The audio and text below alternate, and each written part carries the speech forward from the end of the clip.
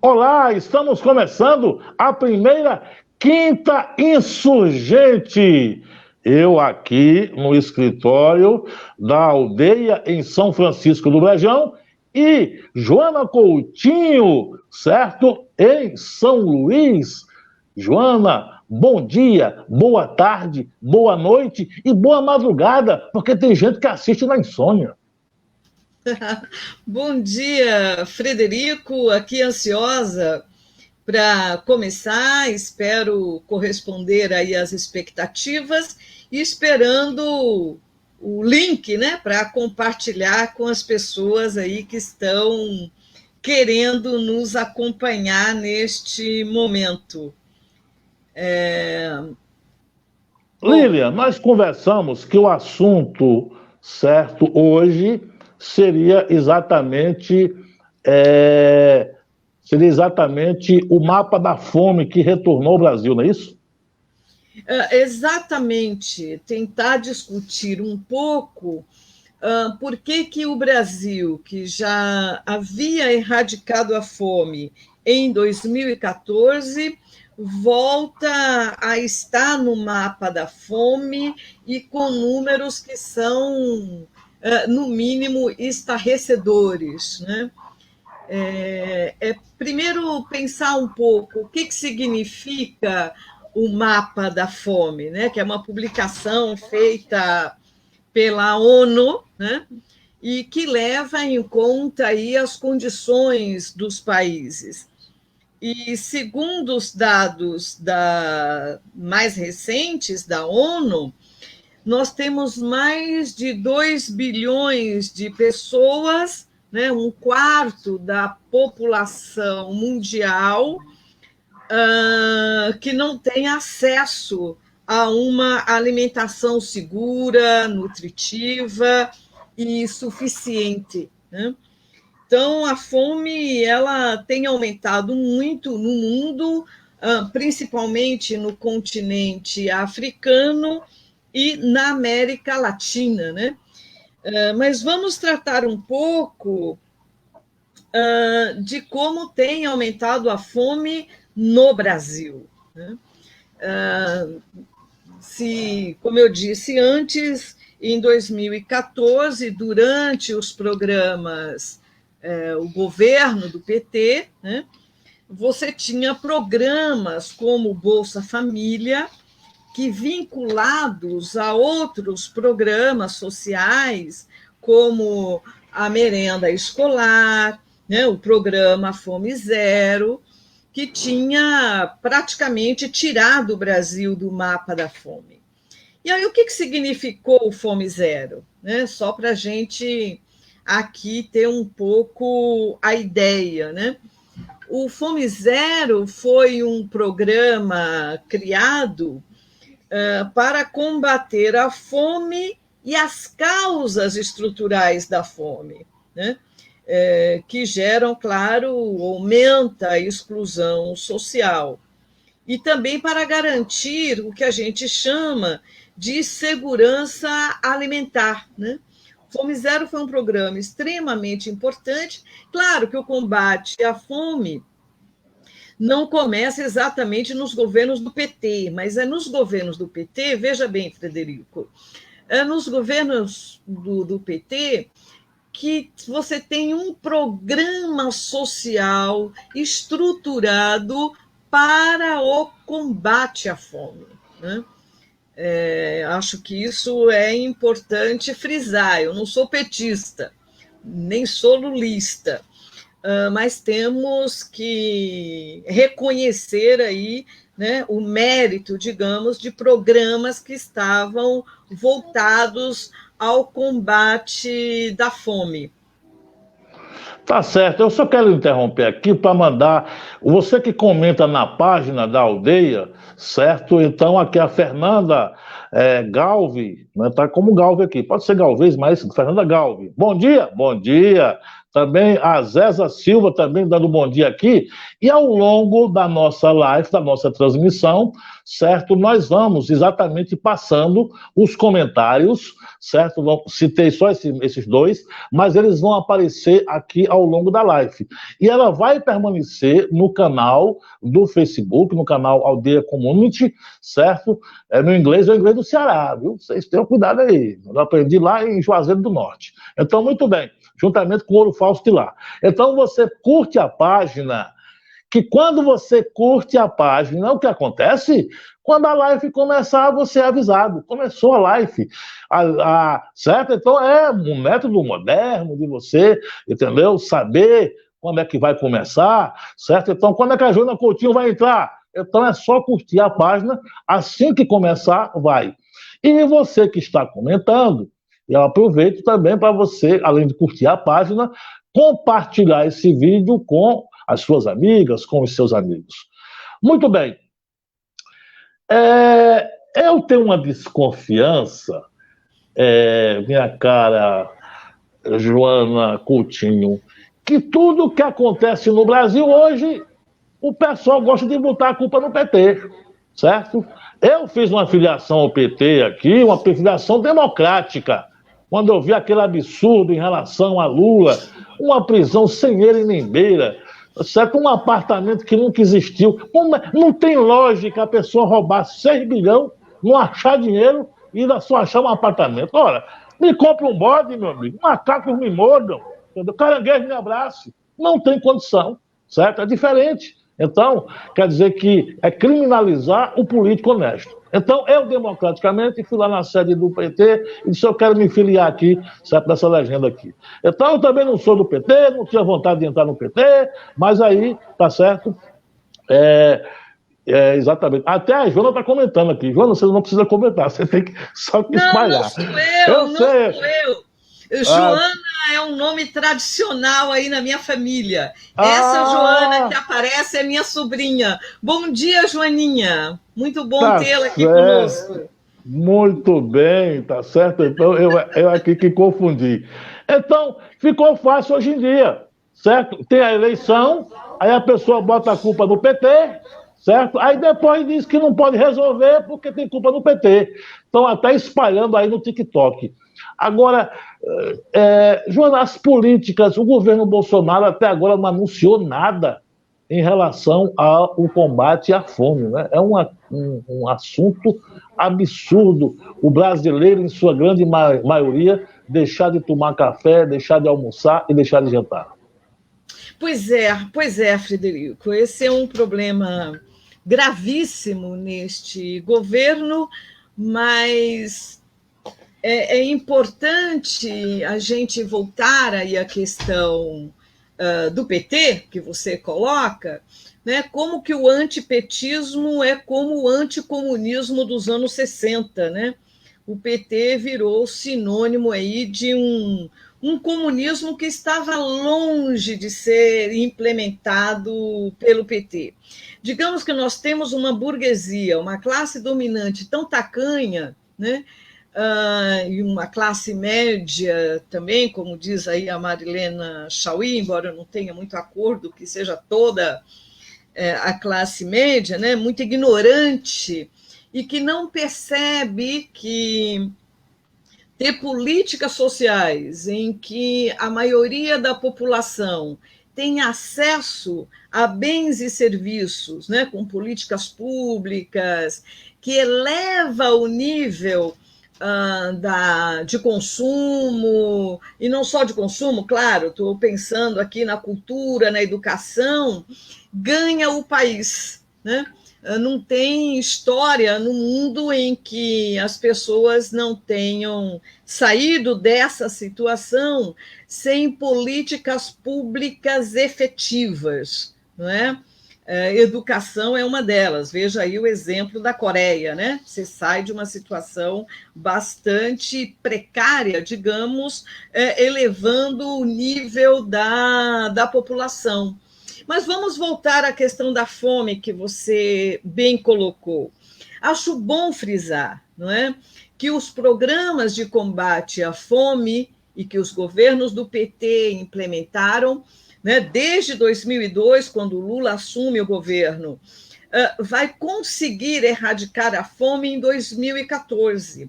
Veja, são políticas que elas vêm associadas, né, com programas como Bolsa Família, como programas como Pensar a Merenda Escolar, né? E mais do que isso, o incentivo a uma agricultura sustentável. Veja, e mesmo nos governos do PT, o agronegócio cresceu assustadoramente. Agora, qual que é o grande problema aqui, né? É que só o agronegócio tem crescido de uma forma assustadora, né? Você tem uma produção, principalmente de grãos como a soja, de 272 toneladas de grãos, agora já em 2021. Você tem um aumento da produção do milho, né? E, junto com isso, o aumento da fome de uma forma assustadora. Quase metade da população brasileira hoje vive em insegurança alimentar, né? O que significa, pelos dados que eu vi aqui, temos quase 119 milhões de pessoas que vivem em insegurança alimentar e quase 12 milhões de pessoas que passam fome, né? Passam fome literalmente.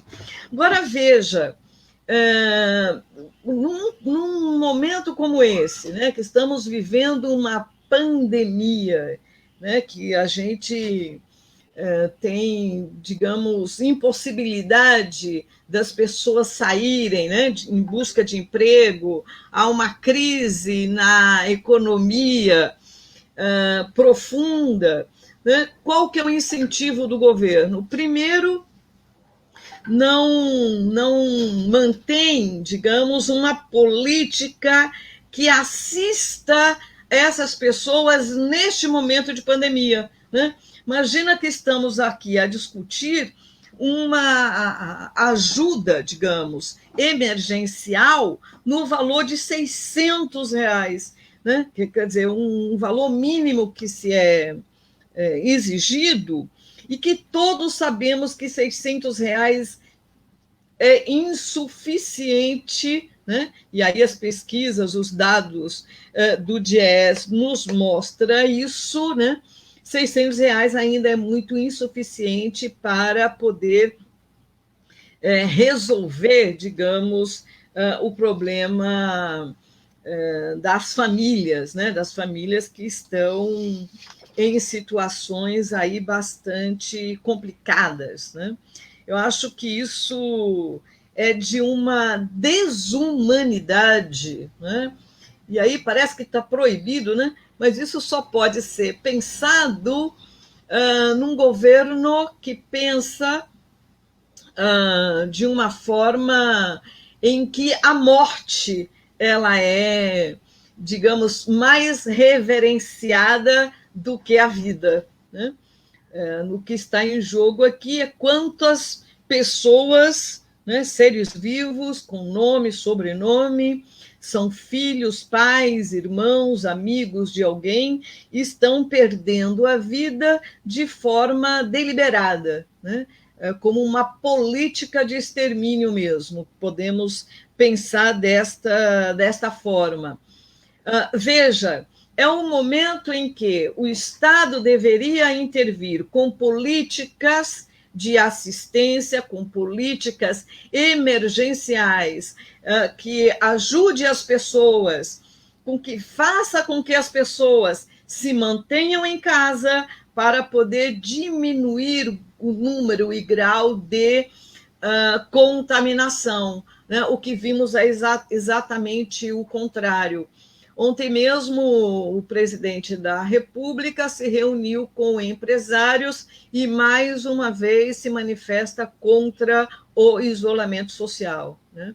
E que sabemos que, neste momento, o isolamento social é Joana Coutinho, fundamental você falou aí, para barrar, né, o aumento dos casos aí de morte pela pandemia, pelo coronavírus. Você falou aí no auxílio pandemia e a Elisângela Oliveira, certo? Ela comenta aqui, lembrando os valores, certo, que estão sendo pagos atualmente, que no caso é R$ 150 para uma pessoa, a família recebe 250 e exatamente a mãe solteira recebe 375. E isso me fez lembrar o salário mínimo, que eu lembro que o senador pelo Rio Grande do Sul, Paulo Paim, foi um dos que mais lutaram. Isso, foi um dos que mais lutaram para poder ter a elevação do salário mínimo, que na época do Fernando Henrique Cardoso ficava ali entre 30 e 40 dólares. E ele, certo, lembrava, a luta dele era para 100 dólares. Então, fazendo a dolarização, por exemplo, certo, atualmente, o Lula deixou o salário mínimo, certo, nesta casa de 100 dólares e muitas vezes acima disso. Então, eu vou deixar esse patamar de 100, porque foi uma luta histórica. Ou seja, o salário mínimo hoje, de 100 dólares, como foi deixado no passado, era R$ 5.000. Então, veja quanto o trabalhador perdeu. No caso, o auxílio pandemia para uma pessoa, com dólar R$ 5, dá 30 dólares, professora, por mês, certo? No caso de 250, dá 5 vezes 5, 25, 50 dólares. Então, quer dizer, nesse patamar da luta histórica do senador Paulo Paim pelo Rio Grande do Sul, que depois, quando o presidente Lula entrou no governo, que os tucanos passaram anos e anos com a fake news, dizendo que se botasse o mínimo para 100 dólares o país quebrava. Passamos anos e anos dizendo isso, certo? Olha, o país quebra se aumentar o salário mínimo, a Previdência quebra. E nós tivemos governos que mostrou o contrário, certo? Que não só a Previdência não quebrou, como apresentou superávit, certo? Então, tá aí, tá certo? Muito bem. A Elisângela fala assim, isso, professor, eu não sou professor, eu sou radialista, viu, minha querida? Eu sou radialista e ativista digital, certo? Eu fui professor lá naquele tempo, professora Joana, que tinha um tal de professor leigo, certo? Antes da LDB, da Lei de Diretrizes Básicas, certo? Aqui o comentário do César Chaves, tá certo? Muito comprido, mas você pode acessar a página e ver. Então, o seguinte, lá naquela época aí, certo? Quando tinha ainda, década de 80, não tinha nem LDB nem previsão, aí quem era universitário podia dar aula em cursinho, certo? Hoje a lei veta e os professores organizados sempre são contrários que pessoas que não têm a licenciatura, certo? Faça o ensino, e aí, antes mesmo, quando os professores aprovaram, eu deixei os cursinhos aí, nessa época aí, eu dava aula de química. Pois não é fácil, tá certo? Então é isso. Então eu sou radialista e ativista digital. E a professora aqui é exatamente Joana Coutinho, que botou ali em letras garrafais, Gehlal. Menino, que nome é esse? Que coisa é essa? Quem está em casa vendo? Será alguma coisa do outro mundo? Primeiramente, também cumprimentar esses lindos cabelos, tá certo? Fazer um comercial aí, pode fazer o comercial para saber quem foi que fez isso aí. Claro que tem que ter uma matriz boa, né? Mas aí está lindérrimo. Muito obrigada aí pelo elogio, Frederico. Engraçado que isso é muito recente, né? De as mulheres assumirem os cabelos brancos, todo mundo diz que envelhece e tal. Bom, envelhecer, como diz a Maria Bethânia, é um privilégio, né? Então, vamos lá. Deixa eu explicar, então, o que significa Gehlal. Aliás, essa quinta insurgente podia trocar para a Bela e a Fera, né? Porque mais feio do que eu, meu irmão, tá para nascer ainda, entendeu? É difícil. É isso, rapaz. Então, a minha câmera aqui tem que ficar de longe para ver se a fila diminui, porque se der close, não dá nem... ela já retorna no automático, tá certo? Já a câmera da Joana Coutinho tem que ficar em close super fechado para poder exatamente mostrar aí. Muito bem. Então, explica aí para nós o que é... Que esse não é do outro mundo, que é Gehlal. Gehlal. Então, Gehlal é um grupo de estudos de hegemonia e lutas na América Latina. É o grupo de estudos do qual eu coordeno e que muita gente aí que está nos assistindo faz parte, né? A Rosana Bacron, o Tiago Mendes, a Luciana Azevedo, todos aí acompanhando essa discussão aí dessa quinta insurgente. Bom, você tocou E eu num vou aspecto... dar uma dica para vocês aí, tá certo? Que quando você vê essa palavrinha hegemonia aí, tem Antônio Gramsci no meio, viu? Pode ler Caderno dos Cáceres, que aí tem Antônio Gramsci aí, certo? Nesse tem negócio aí. Gramsci, tem outros também, tem Gramsci, tem Marx, tem Mas a hegemonia Polantzas. é Antônio Gramsci que coloca, tá certo? Então, mas depois a gente fala sobre isso, tem outra quinta sujeito para a gente ver aí. Vamos continuar com a fome. Prossiga. Mas vamos voltar aqui num aspecto que você abordou e que eu acho extremamente importante, né? Que é a valorização do salário mínimo. Então, você teve, eu diria que foi ainda uma política tímida do PT de valorização do salário mínimo. Lembra que eu disse que o combate à fome ele vem associado com outros programas sociais, né? Quer dizer, o combate à fome não deve ser visto e nem pensado como, digamos, políticas assistenciais, né?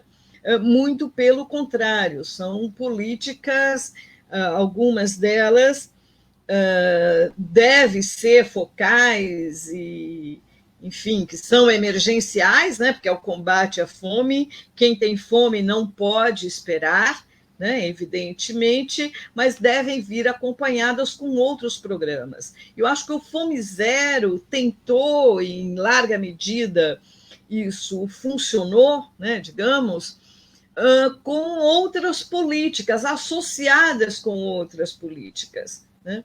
Então, uma delas, a valorização do salário mínimo, né? Uma política que eu acho ainda foi tímida, né?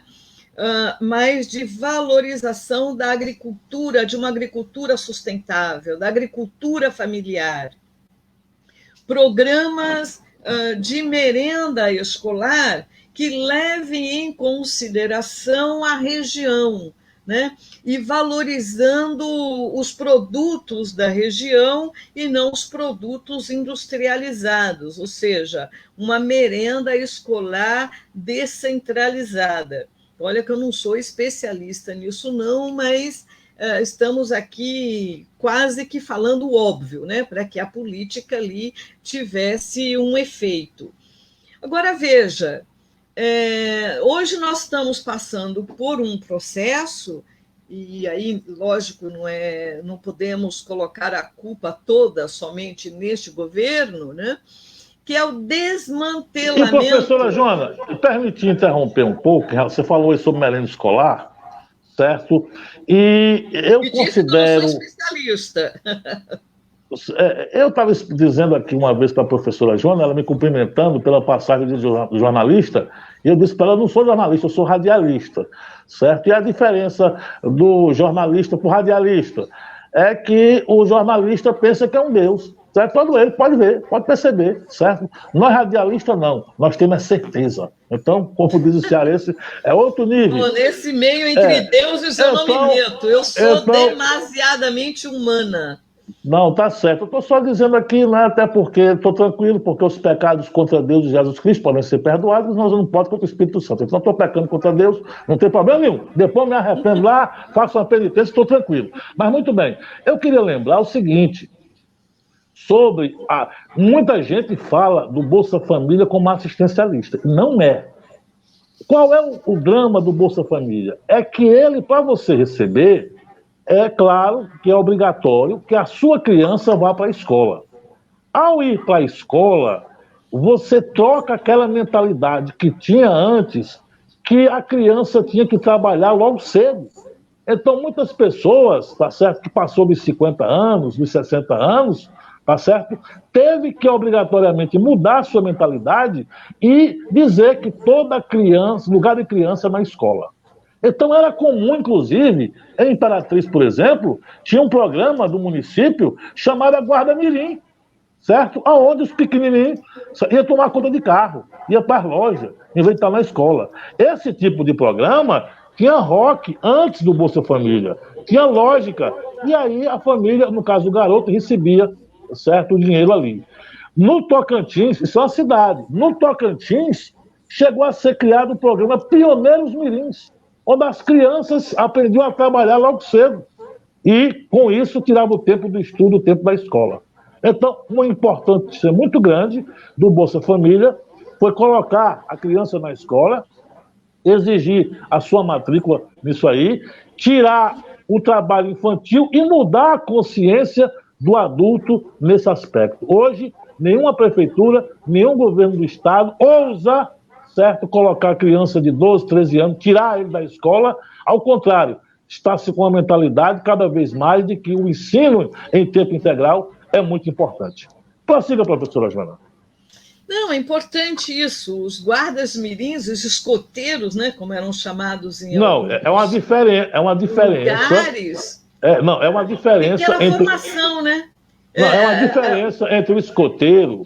Existem os clubes de jovens, assim como existe, por exemplo, o Grêmio Livre para as organizações de jovens, né? Antes de 18 anos. Tem os Grêmios Livres dos colégios de escola fundamental, os escoteiros mirins fundados por Baden-Powell é outra. As pessoas que é ligado à Rotary mantêm 2 clubes, um para a juventude, que é o Rotaract, e outro para quem não tem ainda, não chegou na universidade, que é o Interact, certo? O Clube de Lions mantém o Clube de Castor. Existem organizações, grupos de teatros mirins, certo? Existem organizações que estão lá presentes, tá certo? Mas não é para trabalhar. Então, ninguém recebe. Mas veja bem, a ideia dos escoteiros mirins. Eu quero dizer isso. Ninguém recebe para ser escoteiro. Prossiga, professor. Mas veja, Frederico, a ideia dos escoteiros mirins, que atingia, sobretudo, uma classe média ou uma classe média baixa e tal, né? Que os filhos poderiam ir acampamentos, né? Era um processo aí, até um processo de aprendizado. Os guardas mirins eram destinados aos filhos dos trabalhadores, né? E que funcionava aí como uma renda ou uma espécie de um estágio que poderiam ganhar algum dinheiro. É na lógica de que o filho do trabalhador não é para ele ter acesso a uma educação formativa, digamos, né? É ter acesso a uma educação mais técnica, né? Que prepare para o mundo do trabalho, digamos, né? O mundo do trabalho aí entre aspas. Na verdade, essa luta ela vem muito antes, né? Vem na década de 80 e que se consolida com o ECA, né? Em 1990. Né, que é o direito da criança à educação, uma educação plena, etc. Bom, mas aí também não vamos enveredar por um caminho que eu não domino, né? É pensar que como essas dinâmicas, né, de preparar o trabalhador, os filhos dos trabalhadores para o trabalho, ela volta a ter uma tônica fortíssima neste governo, né? Quando, por exemplo, tenta eliminar disciplinas importantíssimas para a formação do intelecto, né? Para o desenvolvimento do intelecto. Aí diminui carga de história, diminui a carga horária, a grade horária, né? De história, filosofia, a intenção é eliminar a sociologia da grade escolar, né? Quer dizer, tudo isso é uma política pensada, né? Não é uma política que ela vem por um mero acaso, né? Essas disciplinas ajudam a gente a pensar o mundo, né? E ao pensar o mundo, pensamos como interferir nele, né? E veja, e com uma falsa ideia de que as aulas de sociologia, ou de filosofia, de história, estaria formando aí abre um pouco aspas, o que você mencionou no começo, dentro de uma teoria marxista, gramscistas, como falaram. Isso não corresponde em absoluto à verdade, né? Mas, voltando ao nosso tema central aqui hoje, que é a questão da fome, né? E como que você pode lidar com uma realidade tão dura, tão crua como essa, né? E, ao mesmo tempo, você ter políticas que incentivam, né, uma produção agropecuária ou uma produção voltada aí, não para eliminar o problema da fome no Brasil ou no mundo, mas ao contrário, né? Mas ao contrário. Então, veja, por que eu insisto nisso, né? Eu acho que essa é uma questão central para enfrentarmos, né, e tentarmos combater toda essa política que é uma política de destruição. E aí eu queria mencionar dois exemplos, né, que têm surgido como solidariedade de classe, né? O MTST tem produzido as chamadas cozinhas comunitárias, que eu acho que é um exemplo belíssimo de solidariedade e que tenta resolver aí, pelo menos parcialmente, ou melhor, ter uma ação direta para resolver o problema imediato da fome. E o MST, né, que tem doado toneladas de alimentos neste período da pandemia, né, neste período da pandemia. Então, veja, isso só é possível, né, se mudarmos as políticas, se mudarmos a política de, inclusive, uma questão central, e que aí vai também um pouco. Bom, a gente faz a história conforme as circunstâncias nos apresentam, né? Não teve reforma agrária no governo do PT, né? Sem uma reforma agrária real, verdadeira, né, é impossível termos programas como esses, como o próprio PT implementou, que funcionem e que seja impossível de serem desmantelados por qualquer outro governo que apareça, né? Pensar isso como política de Estado. Eu acho isso extremamente importante. E valorizar a agricultura familiar, claro, e pensar a agricultura. E tem um dado que é fácil de ter acesso, é só entrar na página do MST, e para quem não sabe, o MST é o Movimento dos Trabalhadores Sem Terra, que mostra Professora dos trabalhadores e das trabalhadoras, que a questão de gênero agora não está fácil, entendeu? Então deixa eu dizer aqui para depois a Giovana não vir para cima de mim com 4 pedras na mão, tá certo? Rapaz. Eu só quero lembrar, professora, certo, Joana Coutinho, que eu, por mim, ficava aqui 1 hora, porque a audiência está muito boa, eu tenho visto aqui, está excelente, entendeu? O Pão Estreia está uma maravilha, mas nós já estamos passando 3 minutos do tempo. E nós prometemos a live de 10 a 10h30, porque as pessoas podem reservar esse tempo e depois ter outros compromissos, como, enfim, no seu dia a dia, certo? Então, eu vou dizer assim, como se dizia... Uma hora a gente discute essa questão de gênero na língua portuguesa brasileira. Mas vamos lá. Isso. Né? Então, como nós dizíamos nas assembleias, conclua, companheira Joana Coutinho.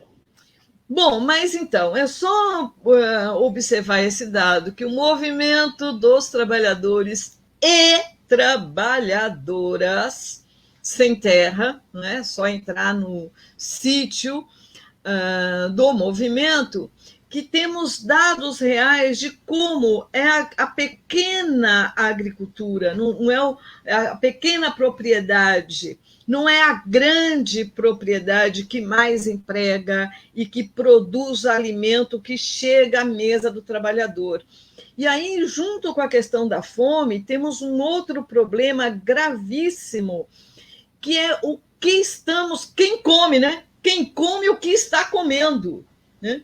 O número de agrotóxicos que já eram proibidos na Europa e que é utilizado na produção de alimentos aqui no Brasil.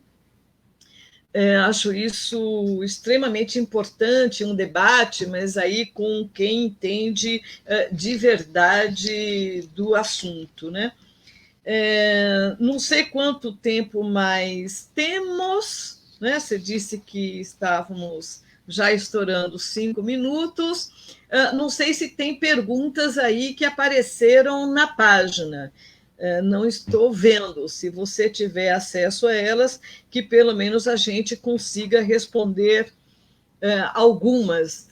O que te parece, olha, Frederico? a live continua depois, mas no Facebook. Então, as perguntas dirigidas à professora Joana, ela depois vai lá na página da aldeia, tá certo? E vai exatamente responder todas elas, entendeu? Como eu vou passar para cumprimentar todos aqueles, eu vou dar um bom dia, uma boa tarde, uma boa noite, dizer que volte sempre, e dizer, professora, para curtir a página, e você que comentou, compartilhe este vídeo nas suas redes sociais.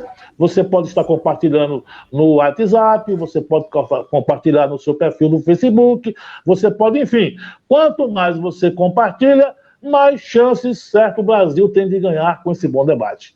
Professora Joana, não há tempo para mais nada, já passamos 6 minutos, tá certo?